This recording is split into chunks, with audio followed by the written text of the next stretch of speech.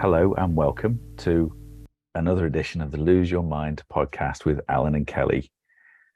Today we're going to do the very last of the mindful attitudes that we've been doing. And if you've been paying attention, as you should have been doing to all of our podcasts before, you'll have known that we'll have been going through all of those mindful attitudes. And today we're going to talk about compassion, the very final one.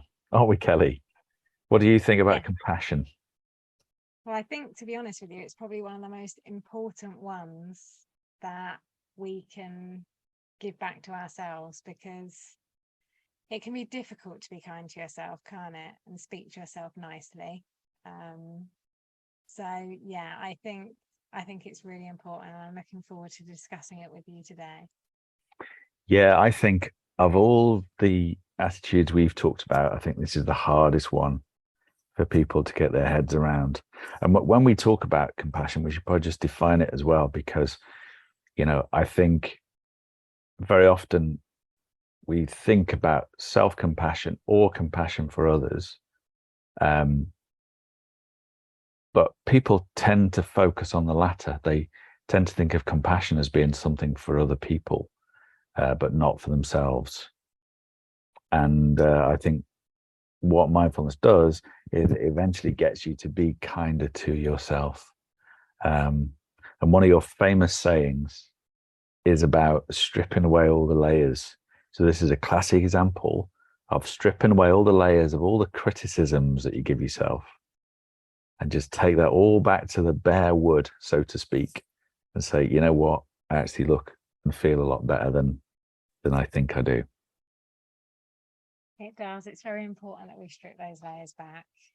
And I think with mindfulness, we're bringing awareness, aren't we, to the experience, to where we are. And I think with compassion, once you're aware of where you are, the compassion enables you to connect. So compassion is just building on that connection with yourself, with outside surroundings. And I was listening to something not too long ago about compassion, because I think we all find it difficult to just give ourselves that space to be caring and loving towards us.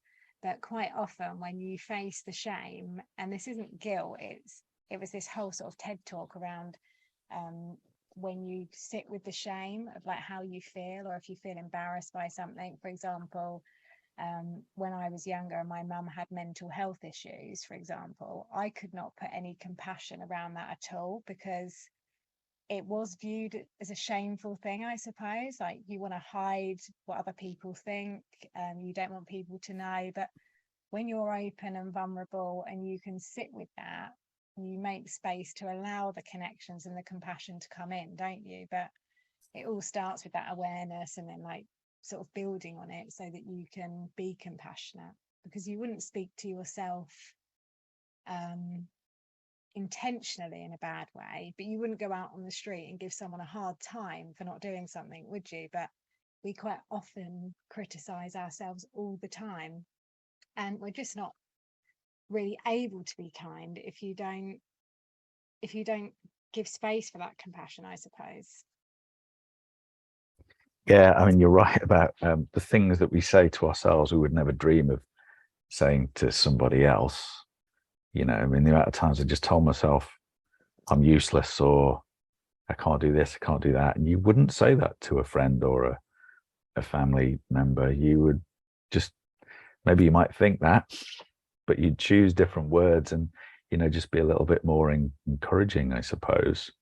And yeah, that vulnerability thing.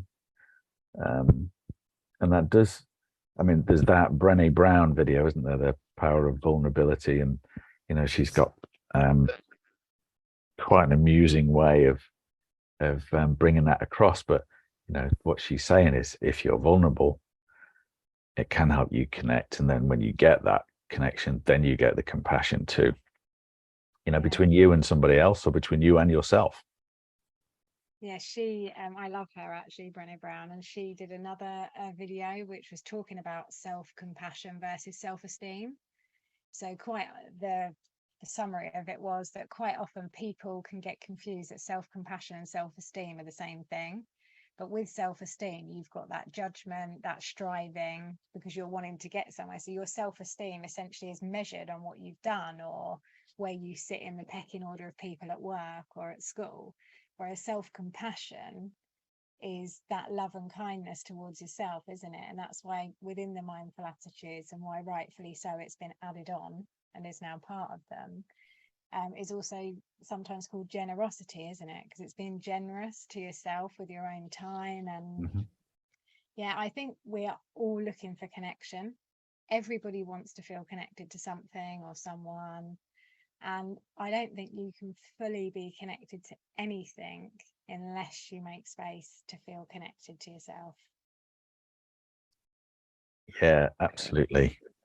I think you're right on that self-esteem thing. I hadn't really thought about that, but I was thinking, self-esteem is about, in a sense, dragging yourself up to a certain position, isn't it? As you say, comparing with other people, whereas self-compassion is all about saying, well, it's okay where I am. Yeah. Whatever I might think of myself or what others might think of me, it's okay. And that, it's okay not to be okay. Which is important. Yeah, because I think a lot of people, if you said self-compassion, would think of that as selfish, wouldn't they? Yeah, it's self-indulgent as well. Yeah, that's a better word for it. Yeah, I would But no, I say. mean, selfish is right. I suppose, yeah, you could argue that people might have a distorted view of themselves by saying, well, I'm okay when they're not okay. So it might be, it could be like a murderer, says, oh, it's all right, I've got a reason for that. I had a terrible upbringing, and but it's so there are obviously moral limits, aren't there? But um, it it's not about being selfish. It's about being open to what is the truth and saying that's okay. And it doesn't mean you can't build your self-esteem and aim for something else. But as we always say on mindfulness and the attitudes is start where you are. We must, because that's the only place we can come from, isn't it? Like John Kabat-Zinn says, we only have moments to live, and they're the moments we're in now. This is true, and these moments are flying by, aren't they? I know, and I think if we don't practice self-compassion and allow space for that, I mean, why is it that we always fixate on the things that we haven't done?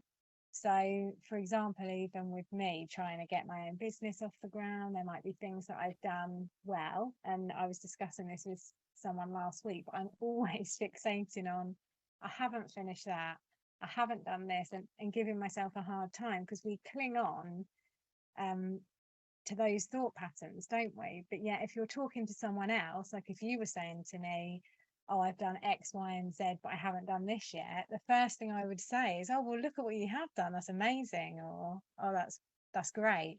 But to internalize and speak to yourself in that way, it just doesn't, because sadly, it isn't the natural way currently. Hopefully, over time, things will change as more people open up to mindfulness and see how important this is. I mean, hopefully the whole way the world exists could turn around and it would just be a natural thing, so people are more kind and loving and open.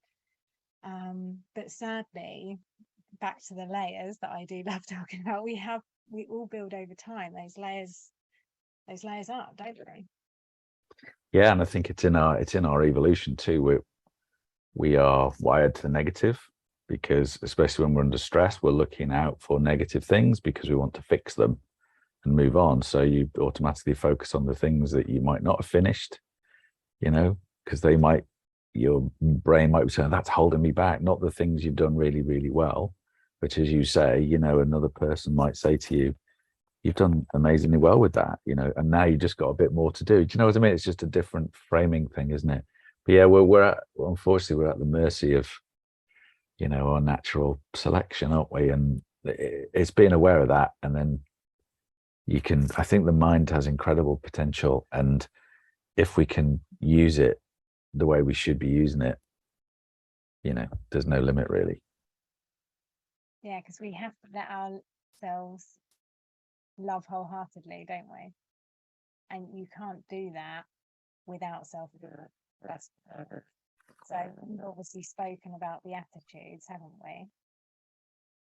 And we've worked the way through them. But I think it's really important that we touch on those other attitudes, because it's a bit of a journey in itself, really, isn't it? Each attitude we're trying to practice, whether that be self-compassion or patience or non-judgment, they all interlink into each other. And when you think about self-compassion, you can wrap all those other attitudes in. You need to have a little bit of patience with yourself. You need to come at it with a beginner's mind, without striving. And that's why we've gone through this journey of explaining each and every one. And hopefully everyone that's listening can kind of see our message and how we're trying to explain the importance of mindfulness by breaking it down. And we've obviously come to the last of the attitudes in our sort of first series, if you like. But going forward, we're going to be sort of sharing more things, aren't we, to include meditation and other tips and ways of being mindful. So I don't know if you had any other thoughts on the attitudes we've done so far, including self-compassion, that you wanted to share. What, you mean wise words of wisdom? Wise words of wisdom, indeed. Right. Well, I would just like to say that I've really enjoyed this season of Mindful Attitudes. I think it's a great way to explain to people what mindfulness is all about. Once you get past the first usual thing of, well, it's not about clearing the mind and it's not about being Zen all the time. It is about understanding yourself better, and understanding what reality is. And I think there's a lot of it. We've discussed this as we've gone through the series. There's a lot of overlap between each one, and that's the way life is anyway, isn't it? Nothing is ever clearly delineated from everything else. So I just think I hope we've had a good stab going through all of these things and explaining them, and it's been engaging for people. What we'd really like to do in the next set of these sessions, of these podcasts, is to do some practical stuff and have some more discussion about where does it where can it really help you, where does it go wrong, how can you get over difficulties with this kind of stuff, because I think that's what we're all facing in life, aren't we? We can read the theory, but we also have to get on in practice, and it's not always as easy as you think. Yeah, so essentially we've set the foundations, and then going forward we're going to share what we know to help those listening. I mean, there's so many different things, isn't there? Like movement, things that you do daily, journaling, music, meditation, practice. So over the coming weeks and months, we'll be sharing a little bit more with you so that you can explore practicing this and making it part of your daily life. And you will always have the attitude episodes to refer back to as and when you need. They'll always be there, won't they? They will.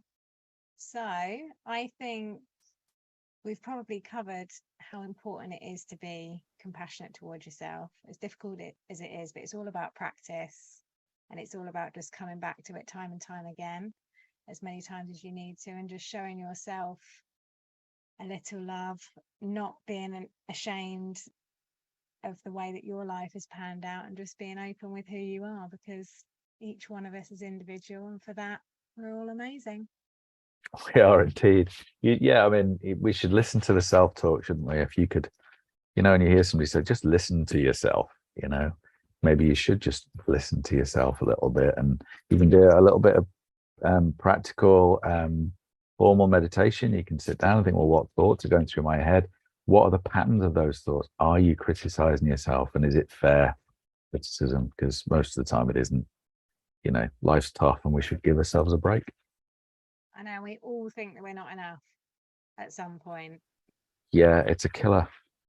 And my favorite sentence in their book, The Boy, the Mole, the Fox and the Horse, which I've shared a billion times with however many people I can, is when he says, what's your best discovery? And then he responds that you're enough as you are. And I can finally say it without crying now, which is a bit of a miracle. But I think because we go through life possibly thinking that we're not enough, Yeah. It's really difficult to be like, bring that self-compassion, isn't it? And just accept, no, I'm okay. I'm doing all right. So That's right. we all feel it, I'm sure. And what a lovely way to bring this to a close. I agree. Well We're all done. enough, really, underneath it all. So Yeah. thank you so much, Kelly, for these sessions. And thank Thank you to you. everybody for bearing with us and listening. And look out for some more Lose Your Mind podcasts coming up in the future. In season 2. In season 2. Bye for now.